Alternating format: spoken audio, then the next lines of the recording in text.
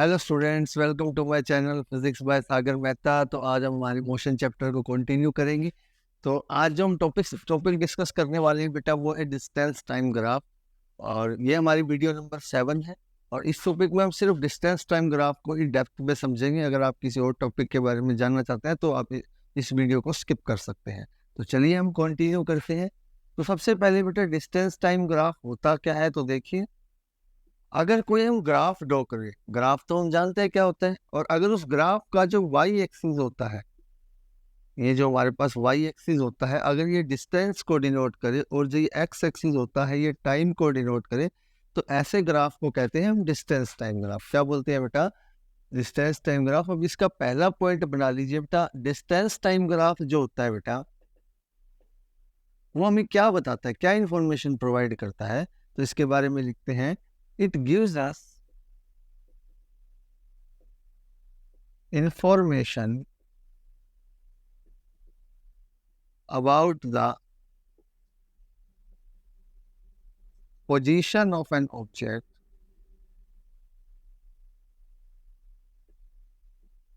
with respect to time। ये हमें क्या बताता है बेटा? समय के रिस्पेक्ट में क्या पोजीशन, कितना डिस्टेंस ट्रेवल किया या उसकी क्या पोजीशन है, उसके बारे में हमें इंफॉर्मेशन देता है। क्या बेटा? Distance time graph. क्लियर है कि नहीं? अब आते हैं इसके सेकंड पॉइंट पर बेटा। सेकंड पॉइंट क्या है बेटा? कि जो ये स्लोप है, अब देखो बेटा, मैं बार बार डिस्टेंस टाइम ग्राफ नहीं लिखूंगा, मैं इसे डी टी ग्राफ बोल देता हूँ। जो बेटा slope of D T graph होता है, ये किसी भी ग्राफ का अगर स्लोप अगर हम निकाले तो वो स्लोप का फॉर्मूला क्या होता है बेटा? Change in Y axis upon change in X axis. ये बेटा ये फॉर्मूला जो है, अभी अगर मैं डी टी ग्राफ यहाँ से हटा दूं, स्लोप ऑफ एनी ग्राफ, किसी भी ग्राफ का अगर स्लोप निकालो तो हम ये बेसिक फॉर्मूला ये यूज करते हैं कि एक्स वाई एक्सिस में कितना चेंज आया, एक्स एक्सिस में कितना चेंज आया, और दोनों को डिवाइड कर दीजिए। यही हमारे पास स्लोप का फॉर्मूला है। अगर हम इसे देखें, अगर इसे हम डिस्टेंस टाइम ग्राफ के केस में यूज करें, तो किसके केस में यूज करें? Slope of D T graph. अब देखो बेटा, change in Y axis, Y axis ये है, यहाँ से यहाँ तक। ये मान लीजिए यहाँ पर वाई में जितना चेंज आया वो हमें डिस्टेंस बताएगा। तो चेंज इन वाई एक्सिस हमें किस बात की इंफॉर्मेशन दे रहा है बेटा? डिस्टेंस के बारे में इंफॉर्मेशन दे रहा है। और चेंज इन एक्स एक्सिस हमें किस चीज की इंफॉर्मेशन दे रहा है बेटा? टाइम है नीचे, तो किसके बारे में इंफॉर्मेशन दे रहा है बेटा? टाइम। और डिस्टेंस अपॉन टाइम हमने क्या पढ़ा है बेटा? स्पीड। क्या पढ़ा है बेटा? स्पीड। तो slope of distance time graph क्या देता है बेटा हमें? Distance time graph gives us speed. Clear है कि नहीं बेटा? तो ये 2 पॉइंट समझ में आए। तो आप चाहो तो इसका स्क्रीनशॉट ले सकते हो। हम अगले नेक्स्ट पॉइंट डिस्कस करने जा रहे हैं। बेटा अगर आप स्क्रीनशॉट ले लिया तो आगे बढ़ते हैं नेक्स्ट पॉइंट की तरफ। हम इसे हटाने जा रहा हूँ।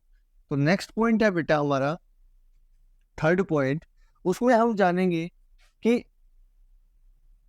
अगर यूनिफॉर्म मोशन, कैसा मोशन हो? Uniform motion. अगर हमारे पास यूनिफॉर्म मोशन है बेटा, तो उसका जो डिस्टेंस टाइम ग्राफ है वो किस तरीके का होगा?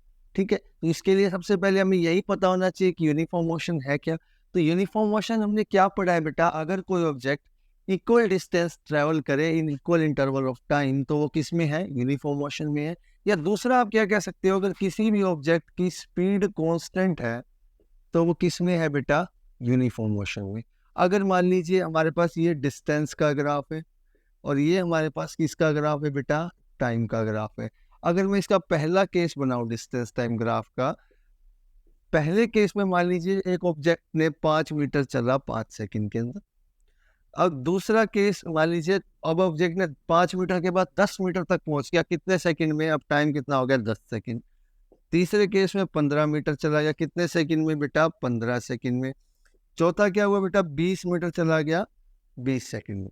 अब देखिए, हर बार 5-5 सेकंड का टाइम का डिफरेंस है, तो जो डिस्टेंस भी चला वो 5 मीटर ही चला।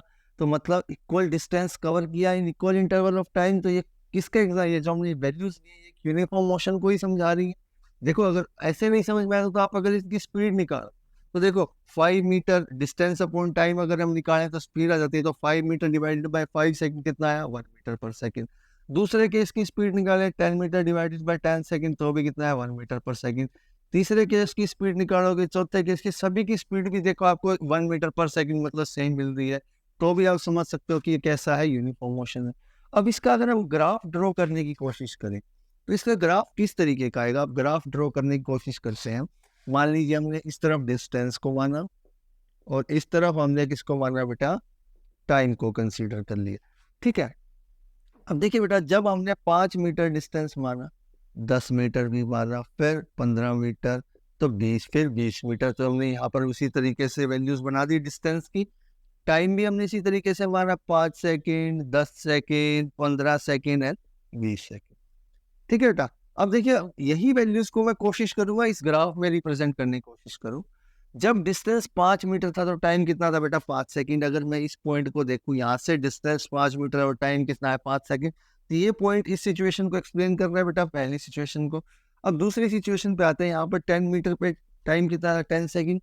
तो यहाँ से अगर हम देखें तो ये पॉइंट देखो, यहाँ पर जो डिस्टेंस है 10 मीटर और टाइम कितना है, 10 सेकंड। अगर हम तीसरा केस देखें, यहाँ पर 15 मीटर है, कितने में, 15 सेकंड पे, तो 15 मीटर इन 15 सेकंड। तो यहाँ से इधर देखे तो 15 मीटर, इधर देखे तो 15 सेकंड, ठीक है। और नेक्स्ट है बेटा 20 मीटर 20 सेकंड पर, यहाँ पर 20 मीटर 20 सेकंड पर। और अगर मैं इन सभी लाइंस को अगर मिला दूं तो कैसी स्ट्रेट लाइन ही तो बन रही है। अगर आप थोड़ा और अच्छे से इसको मिला दीजिए, इन सभी पॉइंट्स को, एक यहाँ पर है, एक यहाँ पर है, अगर आप इन सभी पॉइंट्स को मिला दो तो आपके पास एक स्ट्रेट लाइन जैसा ही कुछ अपीयर हो रहा है। रुक जाओ बेटा, दोबारा से बनाता हूँ, ये थोड़ा सा गड़बड़ेगी। 5 मीटर, 10 मीटर, 15 मीटर, 20 मीटर, ठीक है, ठीक है। तो अगर इस टाइप की अगर आपको स्ट्रेट लाइन मिले, अब बेटा देखो स्केल तो है नहीं और यहाँ से टेढ़ा होने में थोड़ी सी गड़बड़ होगी। देखिए, अगर यहाँ से 5 मीटर, यहाँ से 10 मीटर, यहाँ से 15 मीटर और यहाँ से 20 मीटर, अगर उन सभी लाइंस को यहाँ से मिला दें तो देखो एक स्ट्रेट लाइन सी बन रही है हमारे पास। तो जब भी ऐसी लाइन दी हो तो हम समझ जाएंगे, डिस्टेंस टाइम ग्राफ में अगर ऐसी लाइन हमें दी हो तो हम समझ जाएंगे कैसा मोशन है, यूनिफॉर्म मोशन। तो अगर मान लीजिए यहाँ से लेके यहाँ तक ऑब्जेक्ट जाता है, ओ से लेके ए तक अगर ऐसा कोई डिस्टेंस दिया है, तो मतलब जो यहाँ पर ओ ए है, ये क्या रिप्रेजेंट कर रहा है बेटा, ओ ए रिप्रेजेंट्स यूनिफॉर्म मोशन। या तो हम ये कह सकते हैं कि ओए क्या रिप्रेजेंट कर रहा है बेटा, यूनिफॉर्म मोशन, या दूसरा क्या कह सकते हैं, ओए के केस में स्पीड क्या है बेटा, कांस्टेंट है। क्लियर है कि नहीं है, बोलिए, समझ में आया बेटा ये थर्ड केस।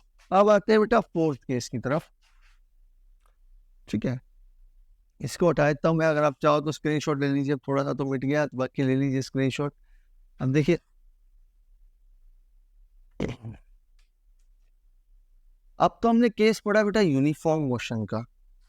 अब फोर्थ केस हम पढ़ते हैं बेटा, अगर ऑब्जेक्ट रेस्ट पर हो जाता है, if object is at rest.